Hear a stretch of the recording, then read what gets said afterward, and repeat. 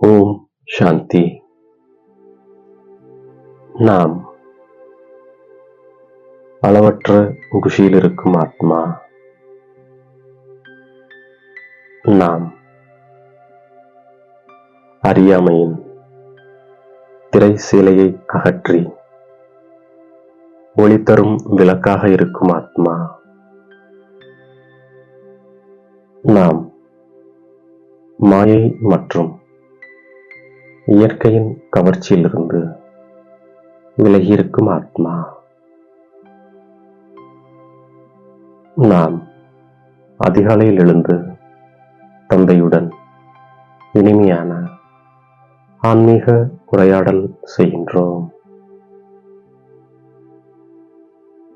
தந்தை கற்றுத்தந்துள்ள அறிவுரைகளை அசை போட்டுக் கொண்டே இருக்கின்றோம். தினந்தோறும் அமிர்த வேளை எழுந்து ஞானத்தின் விஷயங்களை சிந்தனை செய்கின்றோம். நமக்கு நாமே பேசிக்கொள்கின்றோம். முழு நாடகத்தின் முதல் இடை கடையை பற்றி சிந்தனை செய்கின்றோம். தந்தையை நினைவு செய்வதால் முழு நாளும் குஷியிலேயே கழிந்து விடுகின்றது. நாம் நம்முடைய படிப்பை ஒத்திகை பார்க்கின்றோம். நாம் பகவானின் குழந்தைகள். பகவான் நமக்கு வழிகாட்டிக் கொண்டிருக்கின்றார். இப்பொழுது தந்தை மீண்டும் மரக்கன்று நட்டுக் கொண்டிருக்கின்றார். கல்பத்தின் ஆயுளே 5000 ஆண்டுகள் தான். தந்தை வந்து என்ன கற்றுத்தருகிறாரோ அதை பிறகு நாம் சிந்தனை செய்கின்றோம். இது அனாதி அவினாஷி நாடகமாகும். இப்போது சக்கரம் முடிவடைந்து விட்டது. நாம் வீட்டிற்கு செல்ல வேண்டும். இந்த 5000 ஆண்டுகளின் சக்கரம் முழுவதும் நம்முடைய புத்தியில் உள்ளது. இப்போது நாம் தந்தையின் மூலம் தகுதியுள்ளவர்களாக ஆகிக் கொண்டிருக்கின்றோம். தந்தை அவருடைய குழந்தைகளாகிய நம்மை அவருக்கு சமமாக ஆக்குகின்றார். மேலும் நம்மை தோள் மீது அமர்த்திக் கொள்கின்றார். தந்தை நம்மை உலகத்தின் எஜமானர் ஆக்குகின்றார்.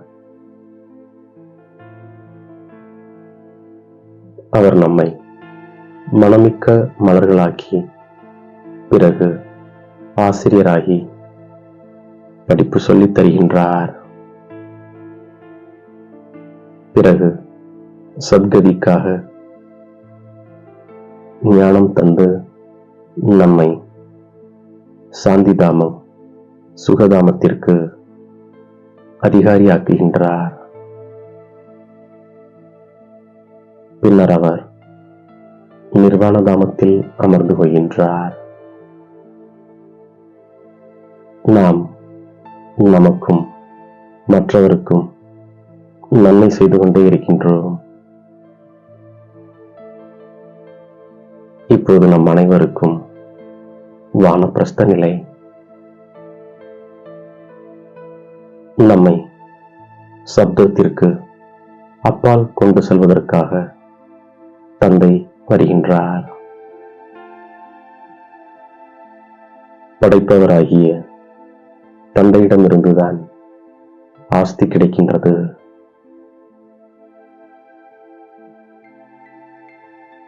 நமக்கு கிடைக்கின்ற ஞானத்தை சிந்தனை செய்வதற்கான பழக்கத்தை ஏற்படுத்திக் கொள்கின்றோம். இப்போது நம் மீது குரு திசை அமர்ந்திருக்கின்றது. விருட்சபதி பகவான் நமக்கு படிப்பு சொல்லி தந்து கொண்டிருக்கின்றார். பகவான் நமக்கு படிப்பு சொல்லி தந்து நம்மை பகவான் பகவதியாக ஆக்குகிறார். அப்படிப்பட்ட தந்தையை நாம் நினைவு செய்வதால் விக்ரமங்கள் விநாசமாகின்றன. நாம் பாரதத்திற்கு உண்மையிலும் உண்மையான சேவை செய்கின்றோம்.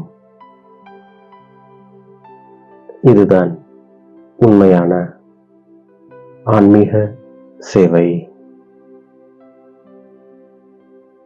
அனைவருக்கும் சத்கதி அளிப்பவரோ தந்தை ஒருவர்தான். தந்தை நமக்கு எவ்வளவு சுலபமாக வருமானத்தை சம்பாதிக்க செய்கிறார். இது 21 பிறவிகளுக்கான உண்மையான வருமானமாகும். நம்முடைய உள்ளங்கையில் சொர்க்கம் இருக்கின்றது.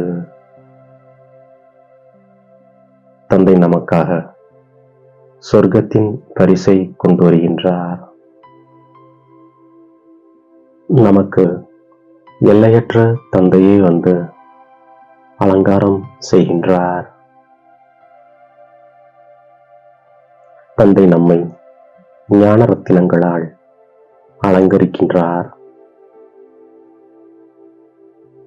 பிறகு நாம் இந்த லட்சுமி நாராயணனை போன்று ஆகின்றோம். தந்தைதான் வந்து பவித்திர இல்லற மார்க்கத்தின் ஸ்தாபனை செய்கின்றார். இது வெற்றி தோல்வியின் அற்புதமான விளையாட்டு உருவாக்கப்பட்டது. நாம் முழு நாடகத்தின் முதல் இடை கடை பற்றி அறிந்து கொண்டு விட்டோம்.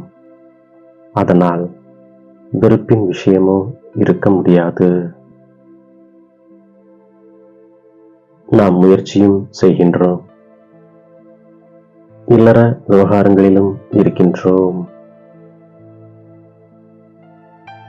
பாவனமாவதற்கான உறுதிமொழியை நாம் எடுத்துக்கொள்கின்றோம். தந்தை பிரம்மாவின் மூலம் அனைத்து வேத சாஸ்திரங்களின் சாரத்தை நமக்கு சொல்கின்றார். இப்பொழுது பிரத்யட்சத்தா வெளிப்பாட்டிற்கான நேரம் நெருங்கிக் கொண்டிருக்கிறது. எனவே அந்தர்முகி உள்முகமானவராக ஆகி ஆழமான அனுபவங்களின் ரத்தினங்களால் சுயம் நம்மை நிரம்பியவராக ஆக்கிக் கொள்கின்றோம். நம்முடைய பரிபூர்ணத்தின் ஒளி மூலமாக அறியாமையின் திரை அகன்றுவிடும் வகையில் அப்பேற்பட்ட சர்ச் லைட்டாக ஆகின்றோம். நாம் ஏனெனில் பூமியின் நட்சத்திரங்களான நாம் இந்த உலகத்தை குழப்பங்களிலிருந்து காப்பாற்றி சுகமான உலகமாக அமைப்பவர்களாக ஆகின்றோம். புருஷோத்தம ஆத்மாக்களாகிய நாம் உலகிற்கு சுகம் அமைதியின் மூச்சு கொடுப்பதற்கு கருவியாக இருக்கின்றோம். நாம் படிப்பின் மீது முழு கவனம் செலுத்துகின்றோம். தந்தை ஆசிரியர் சத்குருவுக்கு நிந்தனை ஏற்படுகின்ற மாதிரி எந்த ஒரு கர்மத்தையும் நாம் செய்யாமல் இருக்கின்றோம். கௌரவத்தை இழக்கச் செய்கின்ற எந்த ஒரு கர்மத்தையும் நாம் செய்யாமல் இருக்கின்றோம். வித்யாசாகர் மந்தன் செய்வதற்கான பழக்கத்தை நாம் ஏற்படுத்திக் கொள்கின்றோம். தந்தையிடமிருந்து கிடைத்துள்ள ஞானத்தை சிந்தனை செய்து அளவற்ற குஷியில் இருக்கின்றோம். யார் மீதும் வெறுப்பு கொள்ளாமல் இருக்கின்றோம். முழு தன்மை எனும் ஒளியின் மூலம் அறியாமையின் திரை சிலையை அகற்றக்கூடிய ஒளி தரும் விளக்காக இருக்கும் ஆத்மா நாம். மாயை மற்றும் இயற்கையின் ஆகர்ஷணத்திலிருந்து விலகியிருந்து எப்பொழுதும் மகிழ்ச்சியாக இருக்கும் ஆத்மா நாம். நம்மை தேடி கண்டெடுத்த இனிமேலும் இனிமையான தாயும் தந்தையும் ஆகிய பாப் தாதாவிற்கு கோடான கோடி நமஸ்காரங்கள். ஓம் சாந்தி.